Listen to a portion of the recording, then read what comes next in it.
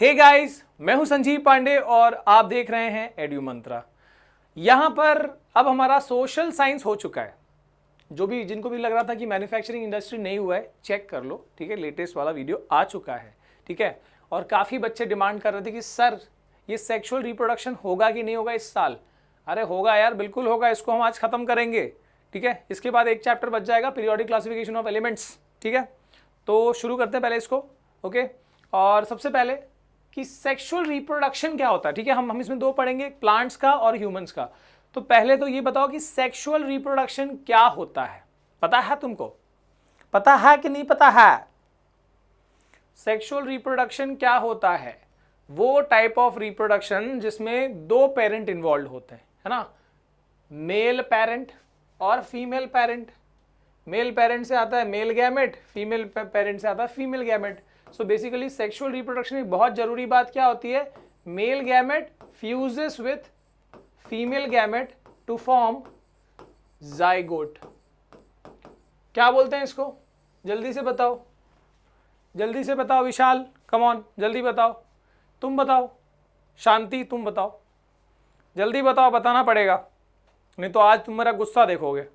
आज तक जो है हमेशा मेरे को मुस्कुराते हुए देखा, गुस्सा देखोगे आज मेरा। जल्दी बताओ, व्हाट इज दैट? हाँ, देखो कैसे अखिलेश ने आंसर बताया है। Very good Akhilesh, very good. So this is called fertilisation. मतलब कभी बकवास कर लिया करता हूँ, सुन लिया करो यार, तुम इतना तो सुन ही सकते हो ना। ऐसा तो नहीं है कि नहीं सुन सकते हो। फर्टिलाइजेशन, वाह क्या स्पेलिंग लिखी है सर, इंशाअल्लाह। Okay, so the fusion of male and female gamete to form zygote, this is called fertilisation. और कभी भी याद ना, सेक्सुअल रिप्रोडक्शन की सबसे जरूरी चीज यही होती है कि फर्टिलाइजेशन, चाहे प्लांट हो चाहे हम ह्यूमन का पढ़ेंगे, अल्टीमेट एम यही होगा कि जाइगोट फॉर्म हो, नया लिविंग सेल फॉर्म हो, ठीक है। अच्छा, तो थोड़ा सा ना मैं आपको पहले ये हम शुरू करते, चलो उसके बाद हम ह्यूमन वो सब तो देखेंगे। So guys, fertilisation is very important step. पर यहाँ पर फर्टिलाइजेशन से पहले कुछ डिफिकल्टीज को भी समझना होगा। जैसे कि हम यहाँ पर एक फ्लावर ले रहे हैं, ठीक है। ये डिफिकल्टी नहीं है, इसके आगे आएगी। सो दिस इज कौन सा वाला फ्लावर? अरे यार एक ही तो पढ़ते हैं हम, हिबिस्कस, या फिर साइंटिफिक नेम क्या है? हिबिस्कस रोजासिनेंसिस। वाह क्या सरनेम है इसका। साइंटिफिक नेम है, पता 2 वर्ड्स में होता है, ठीक है ना। अच्छा, पहला वर्ड क्या रिप्रेजेंट करता है और दूसरा क्या रिप्रेजेंट करता है, कमेंट में बताना। ऐसे नहीं बताना, कमेंट में बताना, ठीक है। ऐसे बहुत कोरस हो जाता है। Okay, this is also called चीना रोज। नहीं सर, चाइना रोज होता है सर वो। चलो ठीक है, चाइना रोज। और it is also called shoe flower. वाह क्या सिनोनिम बनाई है, शू फ्लावर, शू बोलू छे, शू फ्लावर, ठीक है। तो ये जो इसको मराठी में गणपति फूल भी बोलते हैं ना, गणपति को बहुत पसंद है ये वाला फूल। मैंने पूछा, मेरे को मतलब पता है, सबको पता है, ठीक है। तो ये जो हिबिस्कस है, इसी को हम क्यों ले रहे हैं भाई? ये बड़ा सा फूल है, इतना बड़ा फूल होता है, इसमें दिख सकता है हर चीज़, हमको बहुत विजिबल रहती है, तो भाई इसको हम देख लेते हैं। पता होगा ये लाल कलर का होता है, गुड़हल या अड़हौल और पता नहीं क्या क्या नाम है इसका, ठीक है। तो ये जो रेड कलर का होता है, किसी मतलब कुछ में कभी पिंक या कभी ऑरेंज या वाइट भी होता है, किसी किसी केस में वेराइटीज होती है अलग अलग, ठीक है। तो ये जो हिबिस्कस है, ये हम यहाँ पर ले रहे हैं हमारे केस में, ताकि वो इजीली हम चीज़ों को थोड़ा देख पाएँ इसमें, ओके। तो इसमें क्या क्या पार्ट्स हैं पहले वो देख लो। तो ये जो हिबिस्कस है, इसमें सबसे बाहर वाला, अच्छा ये हिस्से को रिसेप्टल बोलते हैं, नॉट नीडेड दैट मच, ठीक है। ये स्टॉक के लिए वाला पार्ट रिसेप्टल, उसको मत देखो, आप देखो इसके ऊपर से, रिसेप्टल के ऊपर से। तो ये जो हिस्सा है, ये जो पत्तियों वाला लगता है ना, पत्ती टाइप का लगता है ना, ये तो कलरफुल वाला है ही, उसके नीचे जो ये पत्ती जैसा लगता है छोटा छोटा, उसको बोलते हैं सेपल। और ये एक तो होता नहीं है, ग्रुप में होता है ना, अक्सर 5 होता है ये। सो ऐसा नहीं कि सब फ्लावर में, हिबिस्कस की बात कर रहे हैं हम, है ना। तो आप बताना गिन के, वैसे मैं अंदाजे से बता रहा हूँ, ओके। तो ये इसको बोलते हैं सेपल, और सेपल के ग्रुप को क्या बोलते हैं? इसको बोलते हैं कैलिक्स, इसको बोलते हैं कैलिक्स, ठीक है। और अब तो ये सबसे बाहर का जो वर्ल है, सबसे बाहर का जो राउंड है, वो सेपल का है। उससे ऊपर वाला जो राउंड है, जो कलरफुल है, कलरफुल जो पंखुड़ी होती है, है ना, जैसे गुलाब की पंखुड़ी होती है वैसे इसकी भी पंखुड़ी है। तो ये कलरफुल पंखुड़ी को क्या बोलते हैं, इसको बोलते हैं पेटल। और इसके ग्रुप को कहा जाता है, इसके ग्रुप को कहा जाता है कोरोला।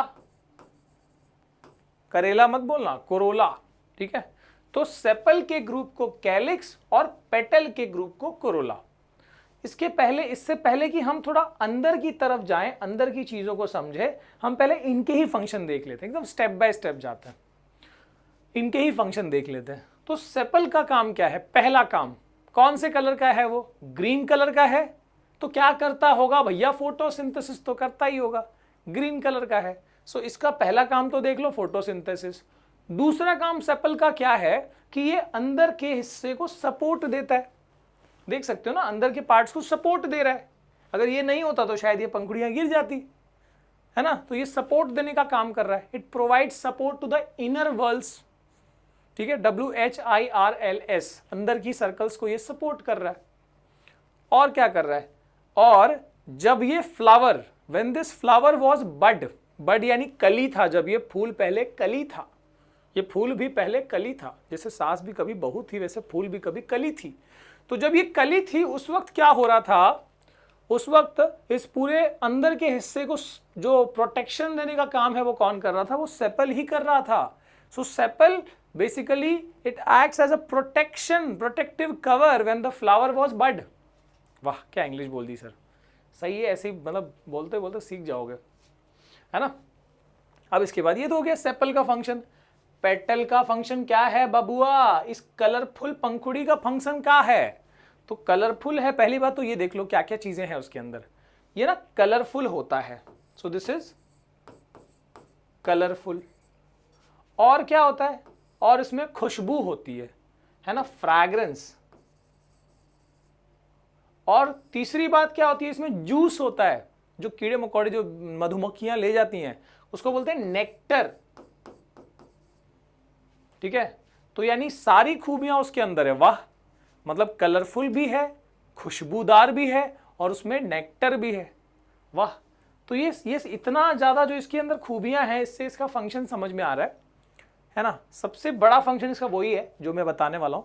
ये ना इंसेक्ट को और बर्ड्स को, बेसिकली ये इंसेक्ट को, ज्यादातर इंसेक्ट ही याद रखो, इंसेक्ट को अट्रैक्ट करता है। कैसा बंदा है यार ये, फूल का पार्ट होके इंसेक्ट को अट्रैक्ट करता है। इंसेक्ट को क्यों अट्रैक्ट करता है ये अपनी तरफ, मतलब इंसेक्ट या कोई मधुमक्खी या बटरफ्लाई यहां पर क्यों आएंगे, क्यों, क्या कारण है भाई, क्यों चाहता है तू अपना खुशबू वेस्ट करना, किसी को देना। क्योंकि ये पूरा जो प्लांट है, ये पूरे हम प्लांट की बात कर रहे हैं, तो पूरा जो प्लांट है वो सेक्सुअल रिप्रोडक्शन पे बेस्ड है। ये भी चाहता है कि इसकी जनरेशन आगे बढ़े, तो ये भी चाहता है कि मेल और फीमेल गैमेट का फ्यूजन हो यानी फर्टिलाइजेशन हो। तो उसके लिए जरूरी होता है कि कुछ आगे जब पॉलन ग्रेन का जब डिस्कशन करेंगे, आपने 7th 8th में पढ़ा होगा लगभग, कि पॉलन ग्रेन ट्रांसफर होगा तब वो उसकी आगे ही मेल और फीमेल गैमेट फ्यूज हो पाएंगे। तो पॉलन ग्रेन के ट्रांसफर को पॉलिनेशन कहते हैं। I will come to that point. Pollination कहते हैं, और पॉलिनेशन में ये हेल्प करता है।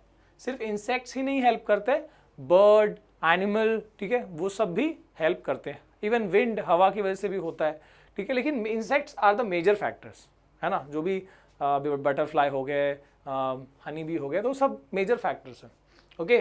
तो इस तरीके से वो अट्रैक्ट करने के लिए ये हिस्सा बना हुआ है, अट्रैक्शन के लिए। सेकंड फंक्शन क्या हो सकता है, ये भी अंदर के हिस्सों को सपोर्ट कर रहा है।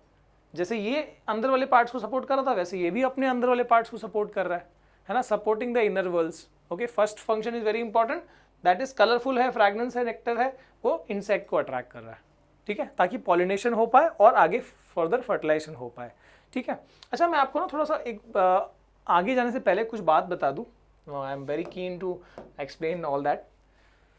तो अगर हम बात करते हैं हायर प्लांट्स की, हायर मतलब वही फ्लावरिंग प्लांट्स की हम बात कर रहे हैं, तो जितने भी फैनेरोगैम्स बोलते हैं ना उसको, जितने भी फ्लावरिंग प्लांट्स हैं, they are all higher plants, है ना। नॉन फ्लावरिंग भी होते हैं जिसको क्रिप्टोगैम्स कहते हैं, दे आर सीडलेस। हम बात करें फ्लावरिंग प्लांट्स की, जितने भी फ्लावरिंग प्लांट्स हैं उन सब के, या समझ लो कि दो हिस्से होते हैं।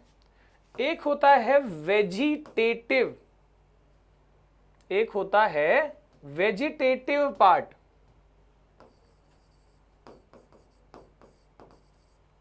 बताया होगा शायद मैं लास्ट पार्ट में, और दूसरा होता है reproductive part.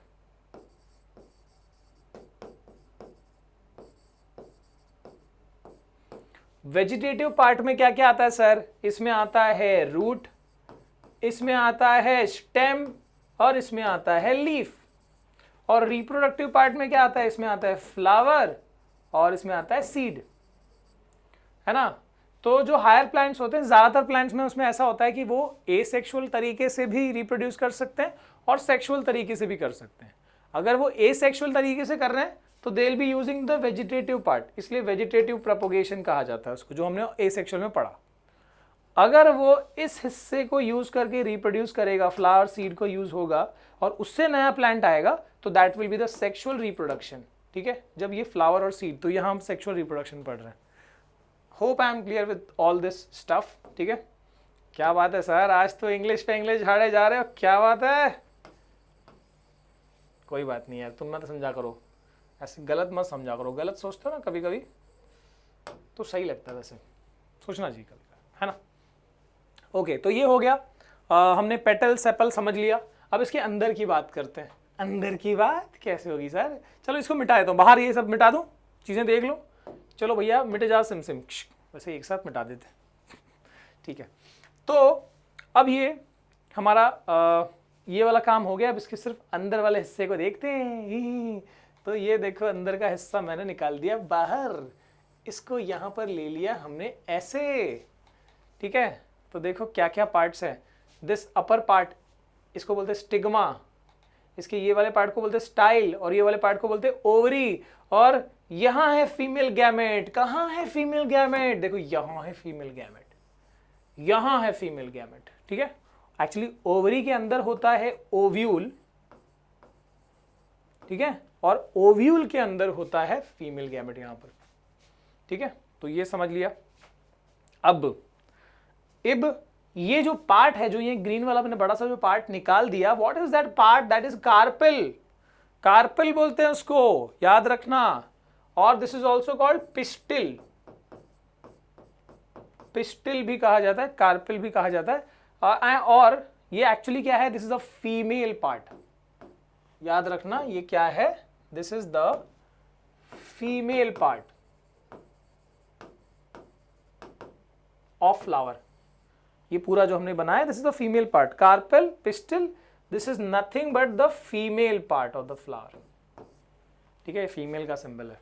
Okay, female part of the flower. और यहां पर फीमेल लिख देता हूं, नहीं तो otherwise you will get confused. Female part of the flower. और इसको गाइनोशियम भी कहा जाता है। सर कितने नाम लाओगे, मतलब गाइनो मतलब याद ना फीमेल, तो ये गाइनोशियम भी कहा जाता है इसको। ठीक है, तो इतने सारे नाम हो गए, कार्पल कहो, पिस्टिल कहो, फीमेल पार्ट कहो, गाइनोशियम कहो, सब ठीक है। फीमेल पार्ट मत कहो, वैसे तुम जो नाम है वही याद रखो, कार्पल या पिस्टिल याद रखो। ओके, अब हमको समझ में आ गया कि इस फीमेल पार्ट में यहां पर फीमेल गैमेट है।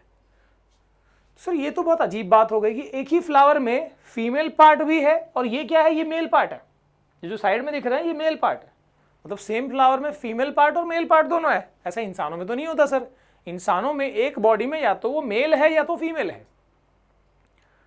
ना। जैसे यहां पर हम बात करें कि कोई एक पर्सन है, कोई एक पर्सन मैं हूं, तो आई एम अ मेल, कोई मतलब कोई बात नहीं, मतलब समझ सकते हो आप इस बात को, है ना।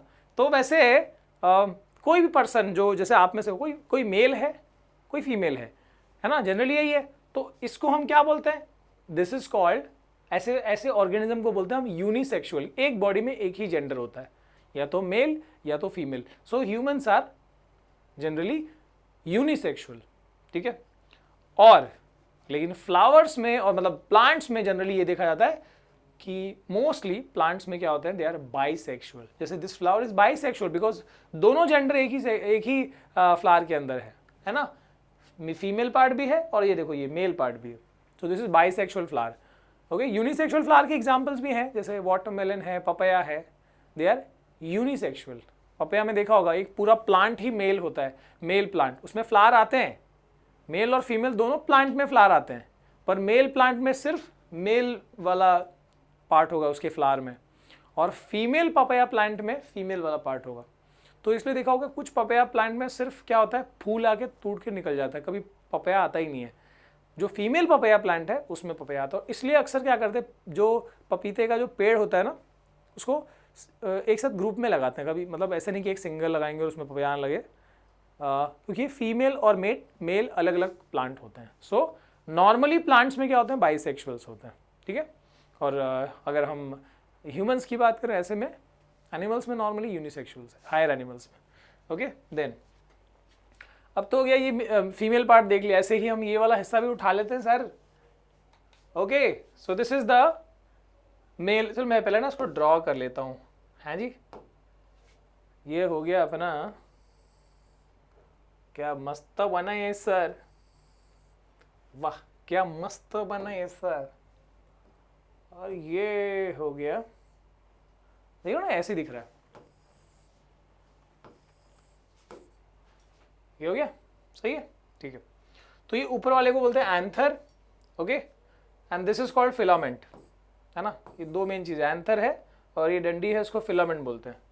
अब एंथर के अंदर क्या होता है सर, एंथर के अंदर होता है, देखो यहां से पॉलन ग्रेन होता है इसके अंदर, मतलब बेसिकली एंथर में होता है पॉलन सैक, और पॉलन सैक के अंदर होता है पॉलन ग्रेन, ठीक है। मतलब पॉलन ग्रेन के ऊपर ऐसा सैक रहेगा, तो पॉलन सैक के अंदर होता है पॉलन ग्रेन, और पॉलन ग्रेन कुछ ऐसा दिखता है, देखो स्पाइनी सा, कांटेदार है। क्यों ऐसा है, कुछ कारण है, बताऊंगा। सो फिलहाल पॉलन, देखो सर यहाँ तो फीमेल पार्ट में इजीली हमको फीमेल गैमेट दिख गया, यहाँ पर कहाँ है female gamete, actually pollen grain के, सॉरी फीमेल गैमेट नहीं, मेल गैमेट पॉलन ग्रेन के अंदर है, यहां पर है। What is that, this is the male gamete, ठीक है, ये हो गया मेल गैमेट। तो फीमेल पार्ट में फीमेल गैमेट, मेल पार्ट में पॉलन ग्रेन के अंदर है male gamete. This is pollen grain, और पॉलन ग्रेन के अंदर है मेल गैमेट, ठीक है। अच्छा, जैसे इस फीमेल पार्ट को कार्पेल कहते हैं, वैसे मेल पार्ट को स्टेमेन कहते हैं। नाम भी देखो कितना बढ़िया है, स्टेमेन, क्योंकि ये मैन है ना, तो ये मैन है, स्टेमेन, ओके। और ये मेल पार्ट है, मेल पार्ट का ऐसा सिंबल है, okay, this is the male part. और इसको जैसे यहां पर गाइनोशियम कहा जाता है, मेल के लिए जो वर्ड है वो है एंड्रो, तो इसको कहते हैं एंड्रोशियम, ठीक है। सो स्टेमेन या फिर एंड्रोशियम या फिर मेल पार्ट, ठीक है। तो ये हो गया अपना फीमेल और मेल पार्ट, तो हमने यहां बता दिया। सर अभी कुछ और बात बताओ कि आगे क्या होगा, because this is sexual reproduction. Important क्या है ये चीज, सेक्सुअल रिप्रोडक्शन है। सर सेक्सुअल रिप्रोडक्शन में होना क्या चाहिए फाइनली, तो मैं यहां लिख देता हूं फाइनली क्या होना चाहिए। तो फाइनली होना चाहिए, देखो यहां इतना बढ़िया से बताया है, एंथर फिलामेंट दोनों मिला के स्टेमेन, और यहाँ स्टिग्मा स्टाइल ओवरी ये मिला के कार्पेल, है ना, यहाँ बढ़िया से बता दिया है, ओके। अच्छा, हमको फाइनली क्या अचीव करना है, बिकॉज सेक्सुअल रिप्रोडक्शन, यहाँ पर हमको फाइनली मतलब सेकेंड स्टेप और कह लो या फिर फाइनल स्टेप यही है कि सर फर्स्ट स्टेप कहाँ है, फर्स्ट स्टेप बताऊंगा मैं। सो फाइनल स्टेप है फर्टिलाइजेशन, है ना। फर्टिलाइजेशन का मतलब क्या, किसी तरह से मेल गैमेट फ्यूज हो जाए फीमेल गैमेट से, क्या फॉर्म हो जाए, zygote. So this is the final step that is expected here, है ना। फाइनल स्टेप जो है वो है फर्टिलाइजेशन। दूसरा मेन स्टेप, पहला मेन स्टेप क्या है, देखो फर्टिलाइजेशन कब हो पाएगा, क्योंकि दिक्कत क्या है, दिक्कत है कि अकबर मेरा नाम नहीं है। तो मान लो कि यहां पर है पॉलन ग्रेन, या इधर है पॉलन ग्रेन, या इधर है पॉलन ग्रेन, है ना, इतने सारे पॉलन ग्रेन, बाप रे, ठीक है। तो किसी तरह से अगर कुछ ऐसा हो पाए, because here is the male female gamete, समझ रहे हो बात को आप, ये समझो कि जो फीमेल गैमेट है वो यहां पर है फीमेल गैमेट, और जो मेल गैमेट है वो यहां है मेल गैमेट, इधर भी है, इसके अंदर भी है, इसके अंदर भी है। तो किसी तरह से फीमेल गैमेट को मेल गैमेट तक पहुंचाना होगा ना यार। तो व्हाट इज दैट भाई, कैसे भी करके पॉलन ग्रेन, क्योंकि मेल गैमेट पॉलन ग्रेन के अंदर है, तो किसी भी तरीके से यहां जो मेल गैमेट है जिस पॉलन ग्रेन में है उस पॉलन ग्रेन को यहाँ पर पहुंचा दो, चाहे वो यहाँ से आए या फिर यहाँ से आए या फिर कहीं से भी आए। तो पॉलन ग्रेन का जरूरी है फीमेल पार्ट तक पहुंचना। कहाँ तक पहुंचना? ये ऊपर वाले हिस्से तक। दिस इज कॉल्ड स्टिग्मा, क्योंकि वो थोड़ा स्टिकी होता है, चीज़ों को अपने ऊपर चिपका लेगा ताकि पॉलन ग्रेन चिपक जाए वहाँ पर। और पॉलन ग्रेन भी स्पाइनी इसलिए है ताकि वो आराम से ऐसा वेलक्रो की तरह होता है ना, हमारे जूते चप्पल में जो वेलक्रो होता है वैसे ही वो चिपक जाए, है ना। हैरी होता है ये और स्टिकी होता है, मस्त चिपक जाएगा, ठीक है। सो दूसरा स्टेप है fertilisation, male and female gamete का fusion to form zygote.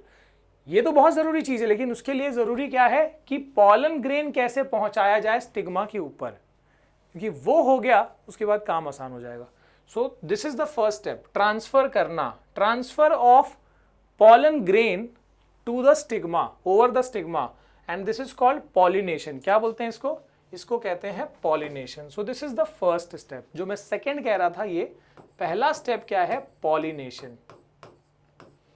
So pollination is transfer of pollen grain from anther to stigma. Step समझ लो या definition. The transfer, the process of transfer of pollen grain from anther to stigma is called pollination, ठीक है। तो पहला important step pollination. एक बार pollination हो गया, आगे किसी तरह से ये जो यहाँ से पॉलन ट्यूब आएगी और फिर मेल गैमेट और फीमेल गैमेट का फ्यूजन हो जाएगा और फर्टिलाइजेशन प्रोसेस हो जाएगा सर, है ना। आगे तो ये हो गया। अभी पॉलिनेशन की थोड़ी बात कर लेते हैं सर। पॉलिनेशन की बात कर लेते हैं शुद्ध तरीके से। स्टेप 1 इज, मैंने बताया स्टेप 1 क्या है? पॉलिनेशन। स्टेप 2 क्या है? फर्टिलाइजेशन। सो पॉलिनेशन क्या है? The act of transferring pollen grain from male anther, obviously anther male ही होता है, फ्रॉम एंथर टू स्टिग्मा। ये इतना जरूरत नहीं मेल में लिखने का, ठीक है। The transfer, the process of transfer of pollen grain from anther to stigma, ठीक है। अब देख लो, जरूरी नहीं कि सेम फ्लावर के अंदर हो। जैसे मान लो यहाँ से पॉलन ग्रेन ये कीड़े के ऊपर है ना, जैसे हमने बताया कि क्यों पेटल्स कलरफुल है, फ्रैग्रेंस है, उसमें नेक्टर है, ताकि इंसेक्ट अट्रैक्ट हो। इंसेक्ट के ऊपर चिपक जाएगा, वो स्पाइनी है ना, पॉलन ग्रेन चिपक सकता है और फिर यहाँ पर आ जाएगा। जब फ्लावर मैच्योर होगा तो वो बहुत आसानी से पॉलन ग्रेन निकलने लगते हैं, उसमें ढीले पड़ जाते हैं। फ्लावर मैच्योर रहेगा तो फ्लावर को ऐसे टैप करो, पूरा येलो येलो डस्ट निकलेगा, वो पॉलन ग्रेन है, ठीक है। तो ये पॉलन ग्रेन यहाँ से मान लो इस फ्लावर के स्टिग्मा पे आ गया। सो this is called pollination. Pollination भी दो तरह का हो सकता है सर।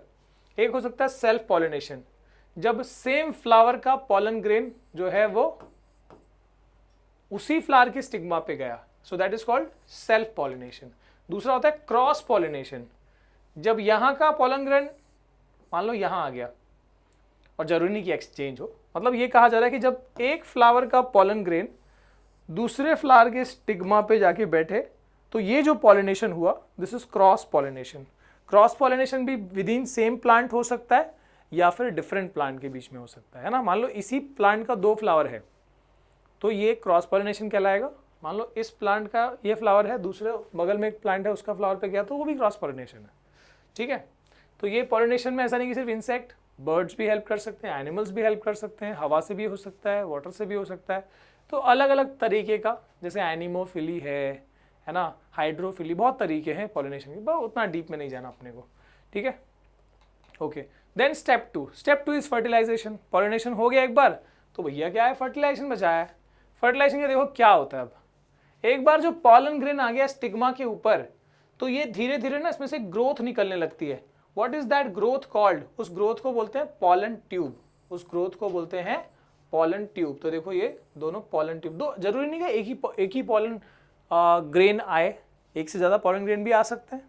मान लो देखो यहाँ पर 2 पॉलन ग्रेन आए तो अब इनके बीच में रेस होगी कि किसका पॉलन ट्यूब सबसे पहले ग्रो होता हुआ जाएगा फीमेल गैमेट के पास, और जो पहले जिसका ग्रोथ पहुंच जाएगा वही फर्टिलाइज करेगा। रेस होगी यहाँ पर भी, है ना। तो यहाँ पर रेस होती है भैया, देखो ये इसको हमने कंट्रोल एंड कोऑर्डिनेशन में पढ़ लिया था, इसको केमोट्रोपिज्म बोलते हैं। इस ऐसे जब प्लांट्स के अंदर ग्रोथ होती है केमिकल की रिस्पॉन्स में, जैसे यहाँ ये केमिकल है फीमेल गैमेट, है ना, दिस इज अ केमिकल, इसके रिस्पॉन्स में ग्रोथ हो रही है। तो that is what, that is जरूरत नहीं, अगेन वो नाम का जरूरत नहीं है, ठीक है। दिस इज कॉल्ड केमोट्रोपिज्म, बट वो वैसे भी हमको यहाँ नहीं पढ़ना उस चीज़ को, ठीक है। बट फिलहाल ये देखो कि पॉलन ग्रेन में से पॉलन ट्यूब निकली है ग्रो होते होते, और मान लो ये पॉलन ट्यूब सबसे पहले ग्रो होके और यहाँ तक पहुंच गया। और बात यह है कि इससे ऊपर से ओपनिंग नहीं होती, इस वाले केस में ऊपर से बंद रहता है। इस पार्ट को बोलते हैं चलाजा। चलाजा तो नाम ऐसा है कि शायद कंफ्यूज करे, उसको ऐसा लग सकता है कि जो पॉलन ट्यूब जा रहा है उसको ऐसा फील होगा कि यार ये तो बोल रहा है चला जा, निराश कर रहा है ये तो, ठीक है। पर एक्चुअली जो समझदार वाला बंदा है वो समझता है कि भाई चला जा नहीं कह रहा, ये कह रहा है चल आ जा। अब ये पार्ट मैं ऐड कर रहा हूँ, ठीक है, ऐड कर रहा हूँ मतलब एक्चुअली इसको चला जा बोलते हैं, CHALAZA। This part, this upper part is called chalaza, this opening is called micropyle, ठीक है।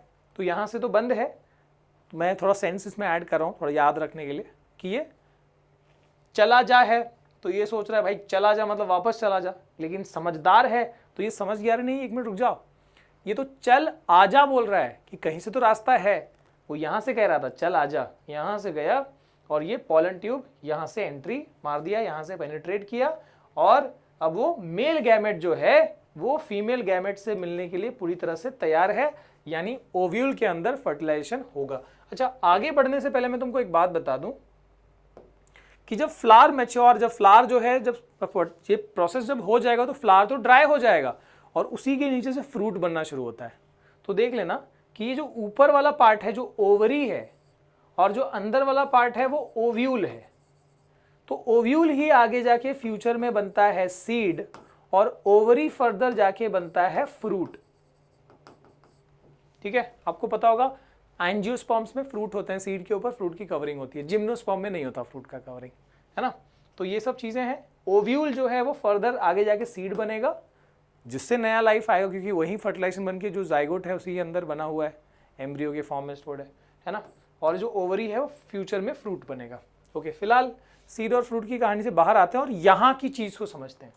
यहाँ जो इवेंट हुआ है, मेल और फीमेल गैमेट का फ्यूजन हुआ है, उसके अलावा और कुछ हुआ है क्या वो देखते हैं हम। तो उसके लिए पहले तो स्टेप देख लो, फर्टिलाइजेशन क्या है। द सेकंड स्टेप, पहला तो पॉलिनेशन हुआ और पॉलिनेशन होने के बाद फर्टिलाइजेशन। फर्टिलाइजेशन क्या है? The act of fusion of male and female gametes is called to form zygote is called fertilisation, ठीक है। Double fertilisation, double fertilisation, this is very important question कि भैया डबल फर्टिलाइजेशन होता क्या है, डबल फर्टिलाइजेशन क्या होता है, तो नाम क्यों पड़ा है डबल फर्टिलाइजेशन। यहां तो एक ही चीज होगी ना, मेल और फीमेल गैमेट का फ्यूजन, सिर्फ एक ही चीज होगी ना, तो डबल फर्टिलाइजेशन नाम क्यों पड़ा। तो इसके लिए पहले एक बात समझो आप कि मान लो जब यहां से जब सीड निकल के आएगी, जब वो सीड बन जाएगा, तो क्या ये सीड तुम डायरेक्टली, ऐसे जरूरी है कि हमेशा इस सीड को डायरेक्टली हम जैसे ही वो सीड बना हम उसको जमीन में डाल देंगे, गाड़ देंगे और नया प्लांट आएगा? नहीं, उसको हम डब्बे में भी रख सकते हैं। मान लो 6 महीने के लिए रख दिया, 3 महीने के लिए रख दिया सीड को, नया प्लांट कैसे आएगा फिर? क्योंकि सीड के अंदर लाइफ है, इसके अंदर एक लाइफ है और इस लाइफ को ना एम्ब्रियो कहते हैं। This is embryo. तो ये एम्ब्रियो छोटा सा मतलब फ्यूचर प्लांट है वो जो सीड के अंदर है, और शायद काफी समय तक तुम सीड को अपने घर में डब्बे में रखने वाले हो। तो यहां पर जरूरी ये होता है कि भैया जब तक ये लाइफ के अंदर है उसको कुछ तो नरिशमेंट मिले, खाना पीना मिलता रहे। इसके लिए सीड में कुछ हिस्सा जो है उसको फूड की तरह एक्ट करता है। तो कुछ पार्ट सीड के अंदर क्या रहता है, वो एज अ फूड रहता है जो उस लाइफ को मिलेगा, ठीक है। सो यहाँ पर ये वाला हिस्सा भी होता है, this is the endosperm part, ये वाला बाहर वाला पार्ट जो इसको फूड की तरह सप्लाई होता रहेगा, ठीक है। ये जो कॉटिलिडॉन जिसको हम कहते हैं बेसिकली, ये उसके लिए उस लाइफ के लिए फूड का काम करेगा, ठीक है। तो यहाँ सिर्फ ऐसा नहीं कि सीड बनना यानी मेल और फीमेल गैमेट फ्यूज हुआ उससे तो ये बनेगा, मेल और फीमेल गैमेट फ्यूज होने से ये बनेगा, जो फूड बनेगा वो कैसे बनेगा, तो उसके लिए भी एक और फर्टिलाइजेशन इसके अंदर, मतलब एक और फ्यूजन होगा। तो basically there will be 2 fusions, एक फ्यूजन से लाइफ बनेगी, दूसरे फ्यूजन से ये फूड वाला पार्ट बनेगा, ठीक है। तो देखते हैं कि वो कौन से 2 फ्यूजन है जो होंगे यहाँ पर।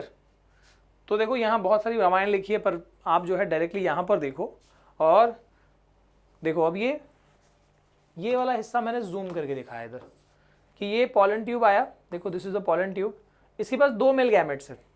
This is now new thing कि एक पॉलन ट्यूब में 2 मेल गैमेट, एक पॉलन ग्रेन में 2 मेल गैमेट होते हैं, एक नहीं होता, एक पॉलन ग्रेन में 2 मेल गैमेट होते हैं, और जो उसमें से एक मेल गैमेट है वो तो फीमेल गैमेट से फ्यूज हो रहा है, देखो यहां पर है ना। This male gamete is fusing with the female gamete, है ना, यहां पर, और इसी से वो लाइफ बनेगी, है ना। तो दिस इज कॉल्ड सिंगैमी, इस प्रोसेस को बोलते हैं सिंगैमी। सिंगैमी, सिंग मतलब आपस में, सिंक्रोनाइज वे में, गैमी मतलब शादी। तो एक्चुअली मेल और फीमेल गैमेट का फ्यूजन यहां हुआ है। सो this is the fusion of mail plus female gamete, इसको बोलते हैं सिंगैमी। और सिंगैमी से ही क्या बना है, जाइगोट का फॉर्मेशन हुआ, ठीक है। और देखो यहां पर दो चीजें, बाकी चीजों में कॉन्सेंट्रेट मत करना, सिर्फ दो चीजों पे ध्यान दो। ये दो चीज क्या है, पहले से जो यहां है इसको बोलते हैं polar nuclei. This is polar nuclei. और कितने पोलर न्यूक्लियाई हैं, एक यहां है एक यहां है, तो there are already 2 polar nuclei, ठीक है। तो ये 2 पोलर न्यूक्लियाई से ये जो दूसरा मेल गैमेट है ये यहां पर जाके फ्यूज करेगा।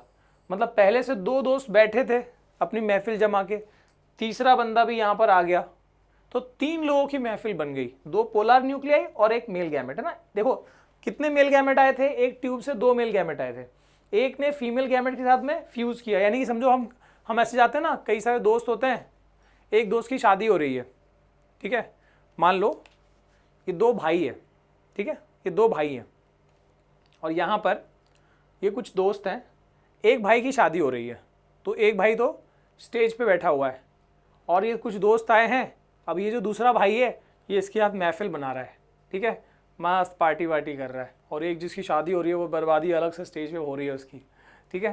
तो यहाँ पर भी लगभग वही है, 2 भाई आए, एक भाई की शादी है ना, that is syngamy, forming zygote, जो भी होगा बच्चा होगा जो भी है zygote.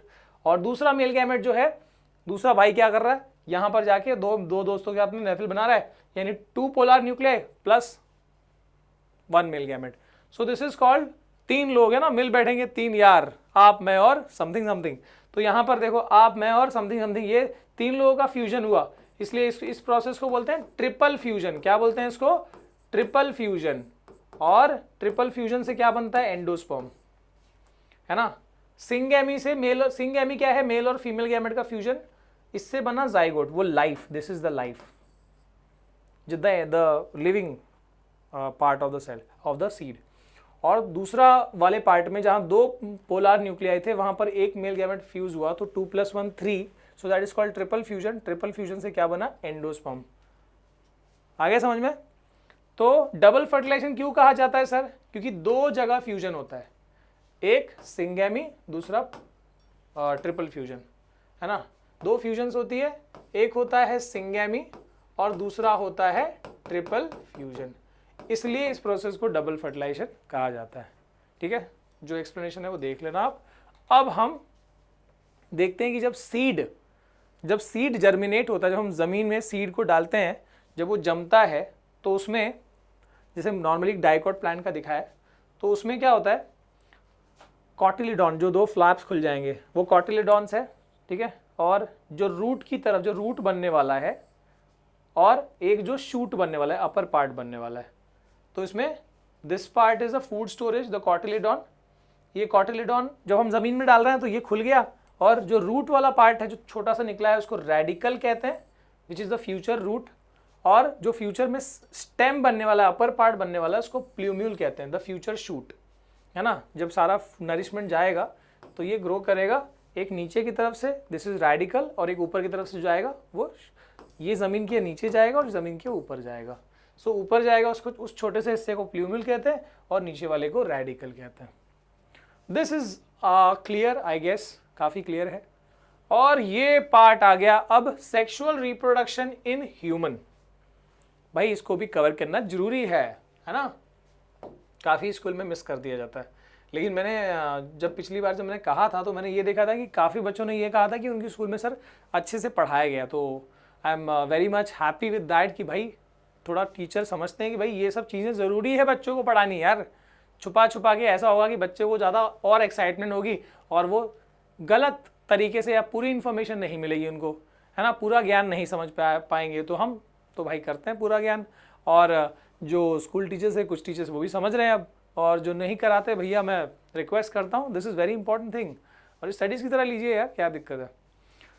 So sexual reproduction in human, तो मैंने कह दिया एक बात तो सिंपल है कि भाई सेक्सुअल रिप्रोडक्शन जब आ गया तो यहां पर एक बात हमेशा याद रखनी है कि male gamete plus female gamete तो होना ही चाहिए और उससे क्या फॉर्म होना चाहिए, zygote. So very important thing in this sexual reproduction is, चाहे वो कोई भी केस में हो, प्लांट हो, ह्यूमन हो, इज फर्टिलाइजेशन। फर्टिलाइजेशन बहुत जरूरी प्रोसेस है यहां पर।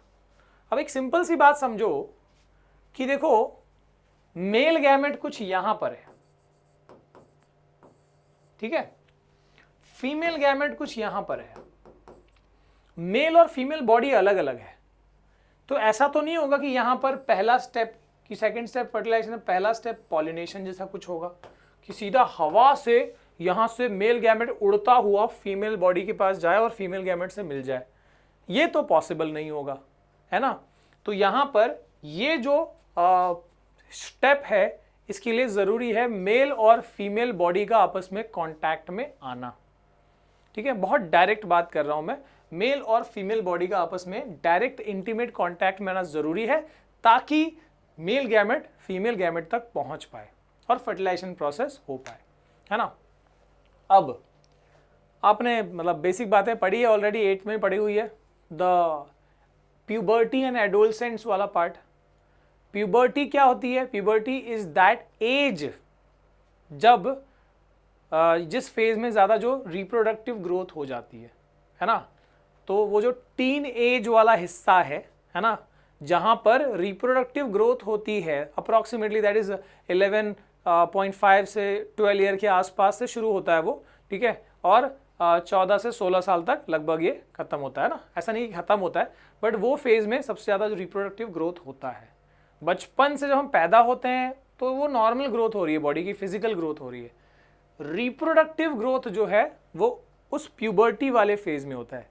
जब जब बच्चा पैदा होता है तो मेल और फीमेल लगभग एक जैसे दिखते हैं, पर वो डिफरेंशिएट होना कब शुरू होते हैं? उस टीन एज में, उस प्यूबर्टी वाले एज में, है ना। So puberty is that period when adolescent changes happens. Adolescence वाले जो चेंजेस होते हैं वो कौन से पीरियड में होते हैं? पीरियड को प्यूबर्टी कहते हैं। लोगों को कंफ्यूजन रहता है प्यूबर्टी और एडोलसेंस में। एडोलसेंस आर द चेंजेस जो मेल्स के अंदर हो रहे हैं डिफरेंट तरीके से, फीमेल्स के अंदर हो रहे हैं डिफरेंट तरीके से, जो रिप्रोडक्टिव ग्रोथ हो रही है ना, रिप्रोडक्टिव पार्ट की या बिहेवियरल चेंजेस हो रहे हैं, जो भी रिप्रोडक्टिव ग्रोथ में जो चेंजेस हो रहे हैं उसको एडोलसेंस कहते हैं। और जिस पीरियड में हो रहा है उस पीरियड को हम प्यूबर्टी कहते हैं, ठीक है, which is approximately 11 to 15-16 years का जो फेज है, ठीक है, वो प्यूबर्टी में आता है। ओके, तो यहाँ पर जो भी मेल के अंदर मेल वाले चेंजेस होते हैं, है ना, मेल सेकेंडरी सेक्सुअल कैरेक्टर्स आते हैं, फीमेल के अंदर फीमेल सेकेंडरी सेक्सुअल कैरेक्टर्स आते हैं। सो वो रिप्रोडक्टिव ग्रोथ हो गया, उसके बाद की हम चीज़ें यहाँ पर देखेंगे कि भैया क्या क्या चीज़ अब यहाँ पर मेल और फीमेल से एसोसिएटेड है और कैसे ये जो फर्टिलाइजेशन प्रोसेस है वो फाइनली यहाँ पर हो सकता है, ठीक है। तो पहले तो हमको मेल और फीमेल रिप्रोडक्टिव पार्ट्स को समझना होगा। सो this is male reproductive system human का और ये है फीमेल रिप्रोडक्टिव सिस्टम ह्यूमन का, ठीक है। अब और जो पार्ट डायरेक्ट कांटेक्ट में आएगा जिससे कि मेल और फीमेल गैमेट फ्यूज होने के चांस होंगे, जो मेल और फीमेल बॉडी का पार्ट डायरेक्ट कांटेक्ट में आएगा, तो मेल का वो पार्ट है penis, this is the male reproductive organ, और फीमेल का वो हिस्सा है vagina, this is the female reproductive organ, है ना। तो ये लगभग वही स्विच सॉकेट जैसा हो गया, है ना। This is penis which will be inserted in this vagina, ठीक है। तो ये हो गया मेल रिप्रोडक्टिव ऑर्गन और ये हो गया फीमेल रिप्रोडक्टिव ऑर्गन। अच्छा, जो कांटेक्ट में आने का प्रोसेस है, मेल और फीमेल ऑर्गन का आपस में कांटेक्ट में आने का जो प्रोसेस है, दैट प्रोसेस इज कॉल्ड कॉप्यूलेशन, है ना। जब ये डायरेक्ट कांटेक्ट में आएंगे तो उस प्रोसेस को क्या बोलेंगे? It is called copulation. मतलब सिंपल बात है, वो प्रोसेस जिससे पॉपुलेशन बढ़ता है उसको कॉप्यूलेशन कहते हैं। क्या बात है। सो उस प्रोसेस को कॉप्यूलेशन भी कहते हैं, या फिर आम भाषा में that is also called mating या फिर सेक्सुअल इंटरकोर्स, ठीक है। तो ये इसकी वजह से कांटेक्ट में आएंगे और आगे फिर वो जो ट्रांसफर होना जिस भी तरीके से वो होगा, ठीक है। So that process is called copulation, जिससे मेल और फीमेल ऑर्गन कांटेक्ट में आएंगे, यानी पेनिस और वेजाइना, ठीक है। So copulation, okay. तो ये भी कह सकते हो कि which is the external copulatory organ in male, so it is penis, this is the external copulatory organ in male. और वैसे ही which is the external copulatory organ in female, तो वो है वेजाइना। ठीक है, ये हो गया। अभी देन इसके आगे बढ़ते हैं सर। फाइन, तो इधर पे पहले देख लो कि यहां पर मैंने ये कहा कि ये हिस्सा टेस्टिस, जैसे यहां पर टेस्टिस है, देखो इसको कंपेयर करना अब, जैसे इधर पे टेस्टिस है, ठीक है, बिल्कुल वैसे ही फीमेल के अंदर है ओवरी, वो एकदम एनालोगस। टेस्टिस का फंक्शन क्या है? पहला स्पर्म प्रोडक्शन, दूसरा टू प्रोड्यूस टेस्टोस्टेरोन, ये तो पता ही हमको, मेल हार्मोन है जो मेल चेंजेस लाता है ना, मेल के अंदर जो मेल कैरेक्टर्स आते हैं because of this hormone testosterone. तो टेस्टिस दो इंपॉर्टेंट चीजें प्रोड्यूस करती है मेल्स के अंदर, पहला स्पर्म प्रोड्यूस करता है वो, और स्पर्म के अंदर ही मेल गैमेट होता है, याद रखना। ये जो स्पर्म होता है इसी के अंदर जो है मेल गैमेट होता है। ठीक है, तो ये स्पर्म प्रोडक्शन होता है और दूसरा है टेस्टोस्टेरोन का प्रोडक्शन करता है ये, तो ये टेस्टिस का काम हो गया। ओके, अच्छा, अभी इसके बाद बात करते हैं हम फीमेल पार्ट की। तो फीमेल पार्ट में मैंने बताया ओवरी लगभग वैसा ही हिस्सा है। तो ओवरी क्या क्या चीजें करता है? तो ये भी लगभग वही काम करता है जैसे वो male, sperm is the male germ cell, याद रखना स्पर्म को क्या कहा जाता है, इसको बोला जाता है male germ cell, germ cell. ठीक है, तो यहां पर ये फीमेल जर्म सेल प्रोड्यूस करेगा जिसको क्या बोलते हैं? ओवम। ओवम प्रोड्यूस करने का, ये ओवम डेवलप करने का काम यहां पर होता है पहला। और जैसे वहां पर male gamete, male hormone produce हो रहा था, टेस्टिस कर रहा था, वैसे ये दूसरा काम क्या करता है? ये फीमेल हार्मोन प्रोड्यूस करता है ना, ओवरी। क्या है वो? पता है हमको, एस्ट्रोजन एंड प्रोजेस्ट्रॉन। तो जैसा यहां पेनिस है वैसे यहां वेजाइना है, दोनों आपस में कांटेक्ट में आएंगे तभी चीजें ट्रांसफर होंगी, मेल से स्पर्म जाएगा फीमेल बॉडी में। ठीक है, वैसे ही जैसे यहां पर टेस्टिस है वैसे इधर ओवरी है। टेस्टिस के अंदर स्पर्म प्रोड्यूस होता है which is the male germ cell जिसके अंदर मेल गैमेट है, और दूसरा टेस्टोस्टेरोन जो मेल हार्मोन है जो मेल के अंदर मेल कैरेक्टर्स लाता है during adolescence, puberty and on. तो वो ये दो चीजें टेस्टिस करता है। वैसे यहां पर ovum which is the female germ cell, ठीक है, लगभग ऐसा।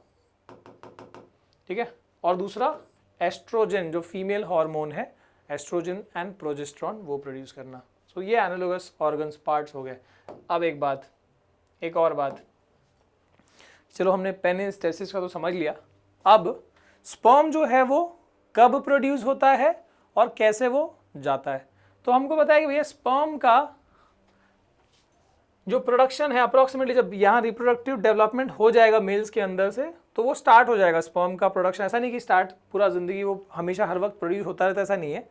जब उसकी रिक्वायरमेंट होगी, जब बॉडी में ऐसे चेंजेस होंगे या बॉडी को ऐसा फील होगा, उसी वक्त स्पर्म प्रोड्यूस होगा। और एक बार में मिलियंस ऑफ स्पर्म्स प्रोड्यूस होते हैं, एक बार में जो स्पर्म यहाँ पास होंगे मिलियंस ऑफ स्पर्म्स पास होंगे।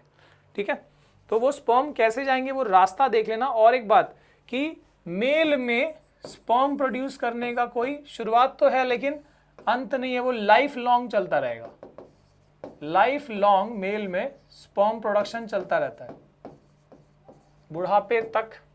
ठीक है, अच्छा, अब एक बार में मिलियन ऑफ स्पर्म प्रोड्यूस हुए तो सही, पर वो जाएंगे कहां से? तो जब रिक्वायरमेंट होगी तो स्पर्म प्रोड्यूस हुआ और स्पर्म यहां से, ये स्पर्म डक्ट से, ये स्पर्म की tube, this is the sperm duct, क्या बोलते हैं इसको? वास्ट डिफरेंस बोलते हैं। तो ये स्पर्म डक्ट से यानी वास्ट डिफरेंस से वो स्पर्म ट्रेवल करके ये यहां से करके ऐसे और आगे बढ़ेगा और पेनिस के थ्रू फीमेल बॉडी में जाएगा। ठीक है, सो ये ट्यूब से जाएगा। अब देखना ये जो हिस्सा है पेनिस के अंदर, ये जो ट्यूब है इसको यूरेथ्रा कहते हैं। ये यूरेथ्रा क्या है, देखो स्पर्म भी जा सकता है और यही ट्यूब है जहाँ से यूरिन, देखो यहाँ से किडनी से ये यूरेटर आया है, ये ब्लैडर है, ये यूरिन भी यहीं से जा सकता है।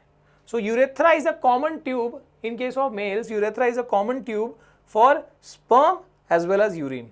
ठीक है, तो बहुत जरूरी है क्योंकि दोनों का मीडियम अलग है। Sperm is basic alkaline and urine is acidic, तो थोड़ा सा उनको न्यूट्रलाइज करके ही स्पर्म पास हो सकता है। तो बहुत चीज़ें वहाँ कनेक्टेड है, बट दैट इज डीप। ठीक है, अच्छा अब यहाँ पर दो और चीज दिख रही होगी तुमको। एक है सेमिनल वेसिकल, देखो ये चीज, this is seminal vesicle and this part is the prostate gland. ठीक है, तुमको कंबाइन पूछा जाता है कि what is the function of seminal vesicle and prostate gland, what is the function of seminal vesicle and prostate gland. तो याद रखना कि ये कुछ फ्लूइड सेक्रीट करते हैं, ये कुछ फ्लूइड सेक्रीट करते हैं, है ना। अब सेमिनल वेसिकल से एक वर्ड आता है सेमिन, तो ये सेमिन प्रोड्यूस कर रहे हैं। अब उस फ्लूइड का काम क्या है, दो काम है। पहला, जो स्पर्म आने वाला है ना, उसी के पहले ये सेमिन प्रोड्यूस करेंगे, तो वो सेमिन के अंदर से स्पर्म बहुत आसानी से स्विम करके जा सकता है। देखो स्पर्म का डिजाइन देखो, टेल भी है उसमें, तो वो आसानी से स्विम करके जा सकता है जब वहाँ मीडियम रहेगा।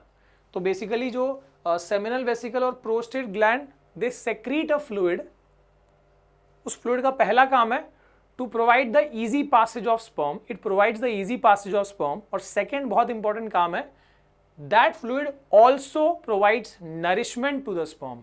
स्पर्म जब इतना लंबा रास्ता तय करेगा तो उसको नरिशमेंट चाहिए, खाना पीना चाहिए, तो फ्लूइड जो है वो नरिशमेंट भी देता है। This is a very important question, याद रखना। What is the function of seminal vesicle and prostate, combine पूछा जाता है, तो आपको कंबाइन आंसर में ये लिखना है, they produce a fluid, they produce fluid which first क्या करता है, which allow the easy passage of sperm and second they also help, they also provide nourishment to the sperm.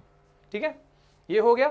अब थोड़ा सा फीमेल बॉडी, तो वो तो पार्ट हो गया। अब हमने देखा स्पर्म चलो वहां से प्रोड्यूस होके ये वैस डिफरेंस से और यहाँ से ऐसे आ सकता है, और आगे जब कॉपुलेशन प्रोसेस होगा तो यहाँ से स्पर्म जो है वो एंट्री करेगा और आगे जा सकता है। ठीक है, अब देखना स्पर्म जो है वो आगे जा सकता है, यहाँ जाएगा।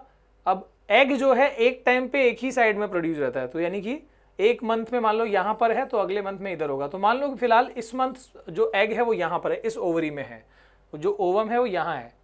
मिलियंस ऑफ स्पर्म्स आए हैं यहाँ से, तो कई स्पर्म्स तो यहाँ निकल जाएंगे और लगभग आधे स्पर्म्स यहाँ निकल जाएंगे।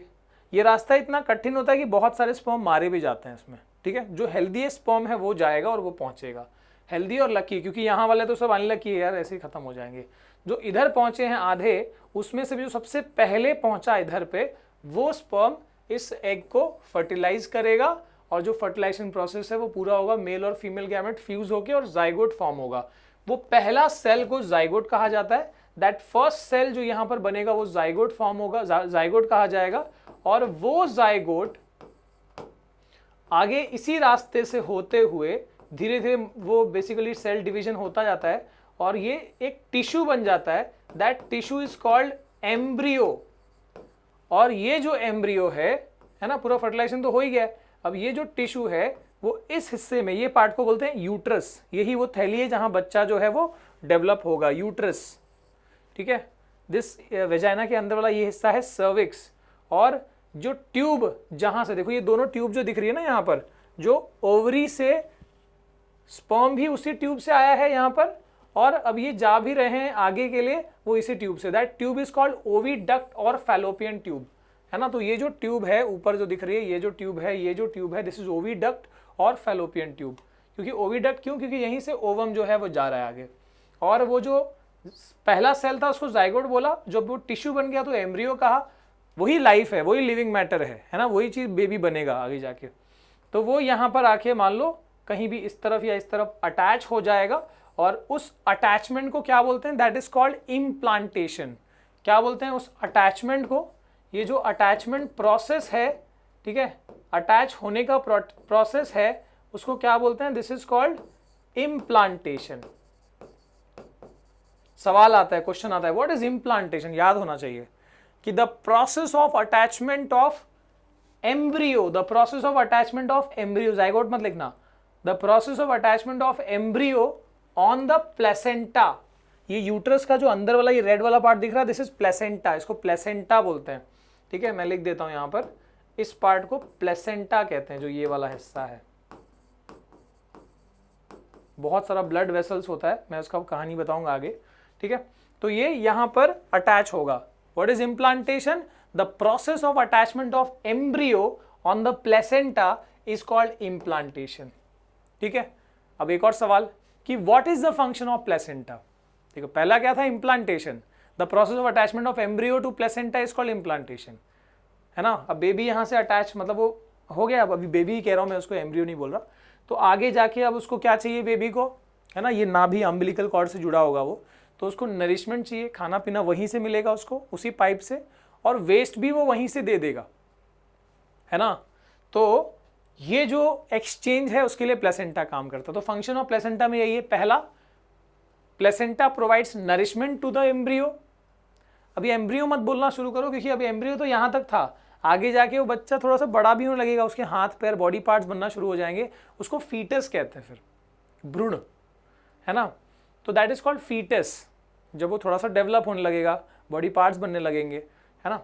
तो हम बोलेंगे फंक्शन ऑफ प्लेसेंटा में ये लिखना, पहला, it provides nourishment to the foetus, ठीक है, और second, it takes away the waste from the foetus. ठीक है, यानी नरिशमेंट देता है, ब्लड वेसल है बेसिकली वो पूरा, तो फीटस को नरिशमेंट देने का काम, जो भी मम्मी खाएगी वो उसको मिलता जाएगा, और जो वेस्ट कलेक्ट करने का काम, ये दो काम है प्लेसेंटा के। ठीक है, placenta is a heavy blood network जो यहाँ पर बना हुआ है। अब ये ब्लड नेटवर्क की कहानी भी हम थोड़ा समझते हैं फीमेल की केस में, इस वाली डायग्राम में। ठीक है, वहां पर तो हमने समझ लिया भाई, स्पर्म देने का काम हो गया, काम खत्म। अब ये जो मान लो कि यहाँ पर मैं बता रहा था कि इधर फीटस जो है वो डेवलप हो रहा है ह्यूमन में, वो जो प्रेगनेंसी का पीरियड है अप्रॉक्सीमेटली 9 मंथ का होता है, उसको जेस्टेशन पीरियड बोलते हैं, जेस्टेशन पीरियड। ठीक है, सो वो तो तब होगा जब स्पर्म आया। स्पर्म नहीं आया तो फीमेल के अंदर क्या क्या चीज़ें होती है, क्या क्या चेंजेस होते हैं, वो भी हमको समझना है। ठीक है, तो यहाँ पर भी वही है, लगभग 11.5 ईयर्स की एज के साथ, लगभग आगे पीछे भी हो सकता है। तो यहां पर देखो, ऐसा नहीं है कि फीमेल के अंदर, जैसे वहां पर क्या था, स्पर्म प्रोड्यूस होता है ऑन द स्पॉट, है ना, कई सारे मिलियंस ऑफ स्पर्म्स। यहां पर जब ये फीमेल पैदा हुई है ना, तभी से फीमेल के अंदर कई सारे जो ओवम है, जो एग है, वो ऑलरेडी होते हैं, कई सारे एग यहां पर ऑलरेडी होते हैं। एक सेकेंड, कहाँ आ गए? लेकिन ये एग जो है दोनों साइड में ओवरी में है, लेकिन ये एग मैच्योर नहीं होते, ये जो ओवम है ये मैच्योर नहीं होते हैं, सो दे आर इमेच्योर एग। तो ये मैच्योर होना कब शुरू होता है? यहां से, इस एज से लगभग। ठीक है, एक एक मान लो यहां पर पहला एग जो है वो मैच्योर हुआ।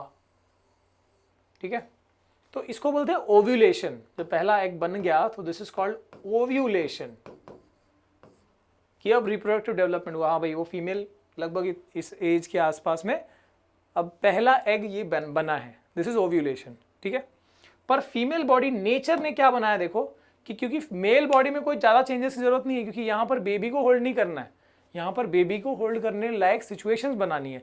इसलिए नेचर ने क्या किया हुआ है कि जो यूट्रस है जहाँ पर बेबी डेवलप होगा, उसको उस लायक बनाया कि अगर समझो स्पर्म आया तो रिसीव करने लायक हो जाए। तो ये जो हिस्सा है, ये जो पार्ट है, this is heavy network of blood vessel, जो उसी के साथ फॉर्म होता है जब भी एग बनेगा। तो ये पहला एग यहाँ ओव्यूलेशन हुआ, एग बना, और यहाँ पर ये ब्लड वेसल का जो नेटवर्क है ये तैयार हो गया। ठीक है, ब्लड वेसल का ये नेटवर्क जो है ये तैयार हो गया। इसी ब्लड वेसल का जो ये डिस्क बन गया है, इसको बोलते हैं प्लेसेंटा। तो जरूरी नहीं है कि जब स्पर्म आएगा तभी ये प्लेसेंटा फॉर्म होगा, ये जब भी ओव्यूलेशन हो रहा है ये प्लेसेंटा ब्लड वेसल यहाँ पर तैयार हो रहा है। अब देखो, इसकी एग की भी लाइफ होती है। ठीक है, कितनी लाइफ होती है? अप्रॉक्सीमेटली 28 डेज की एग की लाइफ होती है ना। वो बना, मैच्योर हुआ, और पूरा टोटल 28 दिन तक उसने वेट किया और यहाँ पर है ना 28 डेज में वो क्या हो जाएगा, रप्चर हो जाएगा। स्टार्ट से लेके एंड तक 28 डेज में रप्चर हो जाएगा। तो यहाँ से जो म्यूकस है, इसके ब्रेक होने से जो म्यूकस बनेगा वो यहाँ से पास होगा, जो येलोइश म्यूकस है। और देखो दोनों साइड में नहीं, मैंने बोला कि दोनों में से एक साइड में बनेगा। अभी यहाँ बना है, मान लो पहली बार यहाँ बना है, तो इसके साथ साथ जो इसकी तैयारी हुई थी, जो ब्लड वेसल की तैयारी हुई थी, वो ब्लड वेसल भी क्या होगा, वो भी रप्चर होगा। तो ये ब्लड वेसल भी यहाँ पर ब्रेक हो गए और बहुत सारा ब्लड भी यहाँ पर पास होगा। तो ये जो ब्लड के साथ ये जो म्यूकस पास हो रहा है, ठीक है, जो ये पास हो रहा है, इसी को बोलते हैं मेंस्ट्रुअल साइकिल या फिर menstruation. This is called menstruation, ठीक है। तो यानी ओव्यूलेशन के बाद है यहाँ मेंस्ट्रुएशन। 28 दिन हुए, एग बना, है ना, वेट किया स्पर्म का, स्पर्म नहीं आया, इस उम्र में थोड़ी आएगा, स्पर्म नहीं आया, और यहाँ पर क्या हुआ कि ये एग के साथ ये जो ब्लड वेसल तैयार हुआ था, ये सब रप्चर होके बाहर जाएगा और इसी को मेंस्ट्रुएशन कहते हैं। और ये साइकिल में हर मेंस्ट्रुएशन के बीच में अप्रोक्सीमेटली कितना दिन का, 28 डेज, यानी लगभग 1 मंथ का जो है, हर 1 मंथ के पीरियड में फीमेल को लगभग ये वाला प्रोसेस होगा, जो स्टार्टिंग में बहुत ही इरेगुलर होता है, बट विथ टाइम जो है वो फीमेल के मेच्योर होने के बाद विथ टाइम ये क्या होता है, वो मंथली साइकिल बन जाएगा, ठीक है। अब ये एक्चुअली क्यों हो रहा है, देखो यहाँ ब्लड का ये डिस्चार्ज क्यों हो रहा है, क्योंकि यहाँ बेबी को रिसीव करने वाली कंडीशन बनती है, वहाँ पर कोई ऐसा चीज़ नहीं था, ठीक है। तो अब मान लो ये वाला रप्चर हो गया, हट गया, अब जो एग है, नेक्स्ट एग लगभग मान लो अब इधर डेवलप हो रहा है, ये एग यहाँ पर मान लो मैच्योर होना शुरू हुआ, ये एग मैच्योर हुआ, दिस इज नेक्स्ट ओव्यूलेशन, और ये अगले 28 दिन इसके होंगे। और जब कोई स्पर्म नहीं आएगा, अगेन जब भी एग बना तो यहाँ पर ये फिर से ब्लड वेसल बना, तो ये जब एग रप्चर होगा, है ना, जब तक स्पर्म नहीं आएगा यही होता रहेगा, ये रप्चर होगा, इसका म्यूकस विद दिस ब्लड ये जाएगा, और हर 28 दिन के बाद ये मेंस्ट्रुएशन यहाँ पर होगा। तो जैसे मैंने तुमको बताया था कि स्पर्म प्रोडक्शन में क्या होता है, विद द प्यूबर्टी वो स्टार्ट होता है और लाइफ लॉन्ग चलता है, पर यहाँ पर ऐसा नहीं है। ये मेंस्ट्रुएशन का जो प्रोसेस है इसमें ऐसा है कि ये, या यहाँ पर फीमेल में जो एग मैच्योर होने का जो प्रोसेस है उसकी लाइफ है कि भैया चलो ये इस एज से लगभग स्टार्ट हुआ, मान लो 12 इयर्स की एज से लगभग स्टार्ट हुआ, तो यहाँ से ये 45 to 50, अब ये कुछ बुक्स में अलग अलग दिया होता है, तो इस एज तक लगभग जो है ये खत्म हो जाएगा, ओके। तो यानी 12 साल से जो एग है वो मैच्योर होना शुरू हुआ फीमेल में, और पहला मेंस्ट्रुएशन हुआ, ठीक है, मान लो पहला 12 साल की उम्र में पहला मेंस्ट्रुएशन हुआ। फर्स्ट मेंस्ट्रुएशन को पता है क्या बोलते हैं, this is called menarche, main arc, कि फीमेल बॉडी जो है यहाँ पर वो प्रोसेस जो रिप्रोडक्टिव लाइफ का शुरुआत हो चुका है, और जब मान लो 50 साल की उम्र तक ये आखिरी एग बना और डिस्चार्ज हुआ, सो दिस इज कॉल्ड मेनोपॉज। क्या बोलते हैं इसको, मेनोपॉज, PAUSE। सो मेन ओ पॉज, यानी मेन ओ स्टॉप, अब जो है यहाँ पर एग नहीं बन सकता और फीमेल का रिप्रोडक्टिव लाइफ का एक एज खत्म हो गया, है ना। इसलिए ज़रूरी होता है कि जो फीमेल्स होती हैं एक सर्टन एज के बाद वो प्रेगनेंसी नहीं कंसीव नहीं कर सकती, बिकॉज उनका मेन ओ पॉज जो है, एग जो है वो अब फॉर्मेशन ओव्यूलेशन नहीं होने वाला, ठीक है। So start of menstruation is menarche and end of menstruation is menopause, ठीक है। सो फीमेल्स, मेल्स में लाइफ लॉन्ग तक वो स्पर्म प्रोड्यूस कर सकता है, बट फीमेल्स में एक रिप्रोडक्टिव लाइफ है ना, इसके बाद स्पर्म प्रोड्यूस एग प्रोड्यूस नहीं होगा। रीज़न भी है ना कि उस एज के बाद बच्चा बच्चे को यहाँ होल्ड करना it will be really very difficult, क्योंकि आपको पता है कि जब वो डिलीवरी होती है तो वो आपने सुना होगा कि वो कितना ज़्यादा लेबर पेन और बहुत सारी चीज़ें वहाँ एसोसिएटेड है, ठीक है। तो इसलिए फीमेल को मतलब नेचर ने जो है यहाँ पर कुछ एक बैरियर लगा रखा है, ठीक है। तो ये तो हो गया, हमने यहाँ पर चीज़ें बता दी। अब आते हैं रिप्रोडक्टिव हेल्थ के ऊपर। मतलब ये जो चीज़ है अभी आपको इस उम्र में समझनी ज़रूरी है, जो 10th के बच्चे देख रहे हैं, आगे जाके कोई साइंस नहीं लेगा, है ना, आगे जाके बहुत लोग अलग अलग स्ट्रीम में जाएंगे, तो ये थोड़ा लाइफ से जुड़ा हुआ है। तो जब एक एज पर आप आओगे एक फेज़ में, तो शादी कर ले भाई, शादी कर ले, ठीक है। ये प्रेशर घर से आएगा, दोस्तों से आएगा और ऐसे होता रहेगा। बहुत सारी चीज़ें होंगी जिसमें जो बंदा है या जो बंदी है उसको खुद डिसाइड करना होगा कि मुझे कब मैं सेट हूँ, कब मैं तैयार हूँ, कब मैं हर चीज़ के लिए तैयार हूँ, चाहे वो जिम्मेदारी हो जिस भी तरह की, और कब मैं शादी करने के लिए, बच्चे पैदा करने के लिए कब रेडी हूँ। ये सब उस बंदे पे ही डिपेंड करना चाहिए, कहीं कोई भी तरह का प्रेशर नहीं होना चाहिए, ठीक है। सो यहाँ पर इसमें कुछ जुड़ी हुई डिफ़िकल्टीज़ भी, ऐसा नहीं कि सिर्फ ये यहाँ पर हम नॉर्मल बात कर रहे हैं। रिप्रोडक्टिव हेल्थ का मतलब क्या है, जैसे हमने यहाँ बताया कि फीमेल में मेंस्ट्रुअल साइकिल, ये जो डिस्चार्ज होना है उससे जुड़ा हुआ डिसीजेस या फिर सेक्सुअली ट्रांसमिट हुआ डिसीजेस भी होता है। स्पेशली फीमेल्स में अनवांटेड प्रेगनेंसी हो सकती है, तो वो सब से जुड़ा हुआ जो टॉपिक्स है वो यहाँ पर डिस्कस करने जा रहे हैं। सबसे पहले sexually transmitted diseases. Many diseases can be sexually transmitted such as gonorrhoea, syphilis. आपको याद रखना है, name any 2 sexually transmitted diseases which happen by bacteria. तो आपको याद रखना है बैक्टीरियल एसटीडीज में कौन सा है, एक है गोनोरिया, दूसरा है सिफिलिस। और वायरस से हुआ एसटीडी में एक है वार्ड्स और एक है एचआईवी एड्स, ये आपने सुना होगा, ठीक है। नाम याद रखो, bacterial STDs, gonorrhoea and syphilis, viral, warts and HIV AIDS, ठीक है। डिटेल की इतनी खास जरूरत नहीं, आप लोग चेक करोगे तो आपको पता लगता जाएगा। एचआईवी एड्स का अगर आपको पता हो कि भाई इसमें होता क्या है, the virus is HIV virus, human immuno deficiency virus, और जो बीमारी है उसको बोलते हैं AIDS, acquired immune deficiency syndrome. इसमें क्या होता है कि अगर कोई इन्फेक्टेड पर्सन है, अगर कोई पर्सन है जिसके अंदर ये एचआईवी का वायरस है, मतलब वो एचआईवी पॉजिटिव है, वो किसी तरीके से उसका ब्लड अगर हेल्दी पर्सन की ब्लड में जाए, अब चाहे वो सेक्सुअली ट्रांसमिट करके वो स्पर्म के थ्रू जाए या फिर ब्लड ट्रांसफ्यूजन से जाए या सिरिंज या फिर जिस भी तरीके से ब्लड अगर यहाँ पर गया, रेजर से, है ना, शेविंग ब्लेड से, तो क्या हो सकता है कि ये भी इन्फेक्टेड हो जाएगा, because this is he is HIV positive, he और शी इज एचआईवी पॉजिटिव। यहाँ से ब्लड यहाँ गया तो वो एचआईवी का वायरस इसके अंदर भी आ गया, ये इन्फेक्ट हो जाएगा। हेल्दी पर्सन के ब्लड से नहीं होगा, जो इन्फेक्टेड है उसके ब्लड से होगा, ये याद रखना, ठीक है।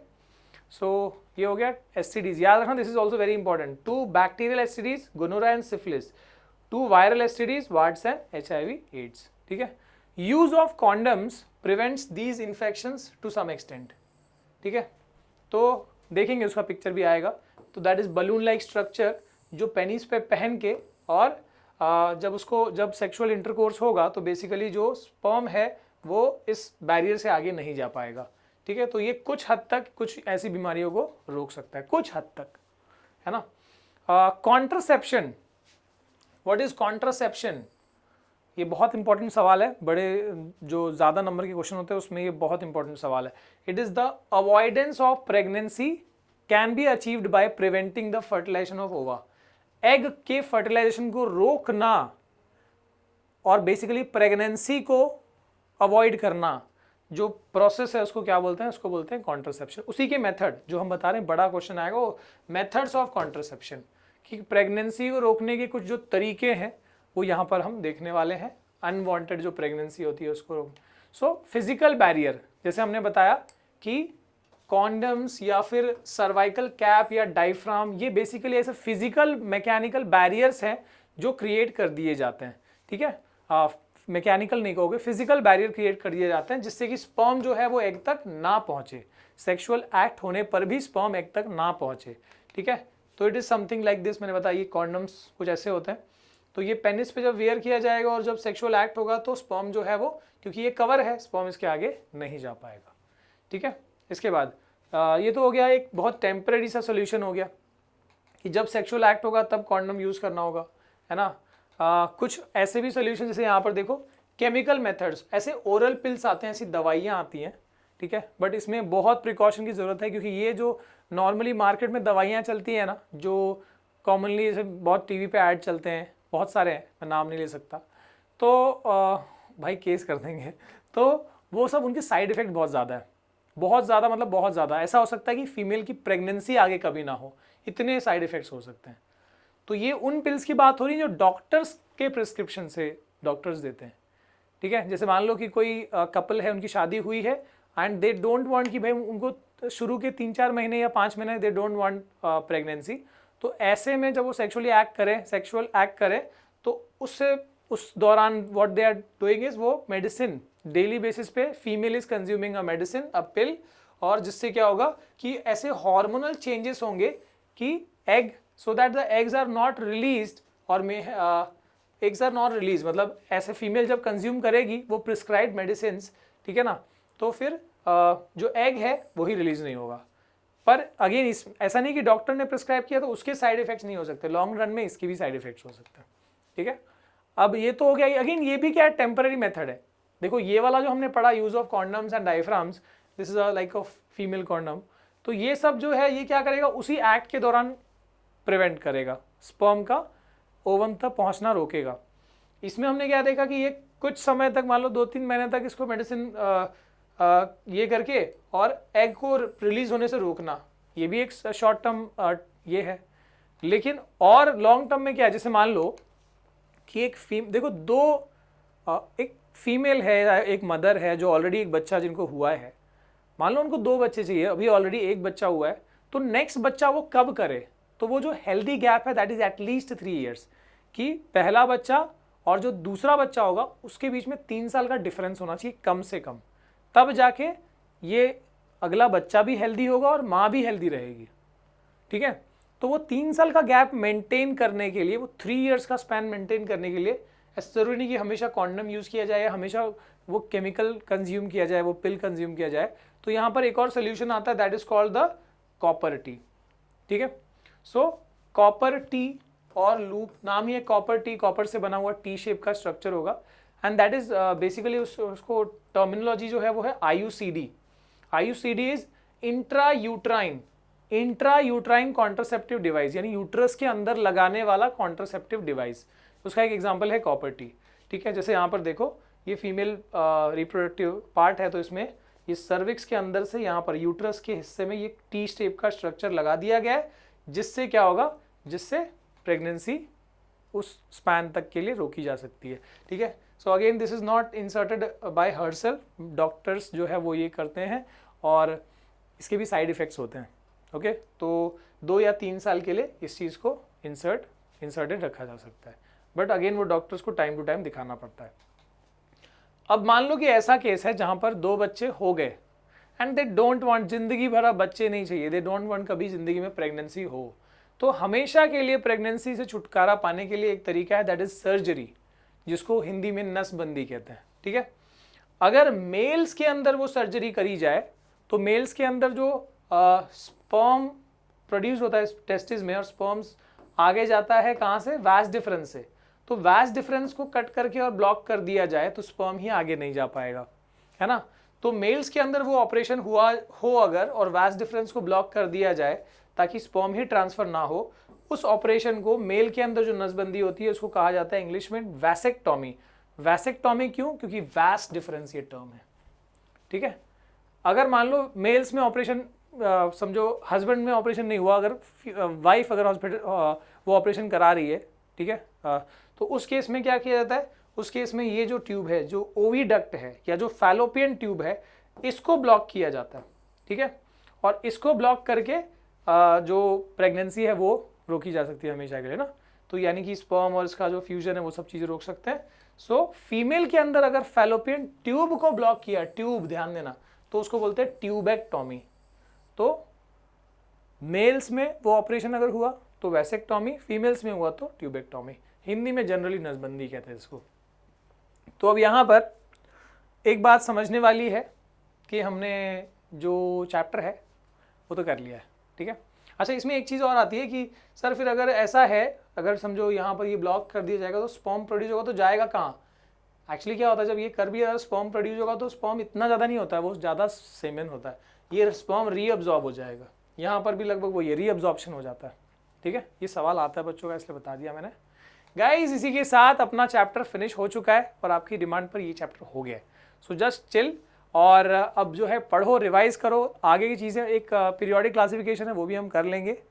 Thank you for watching, see you again next time, bye bye bye.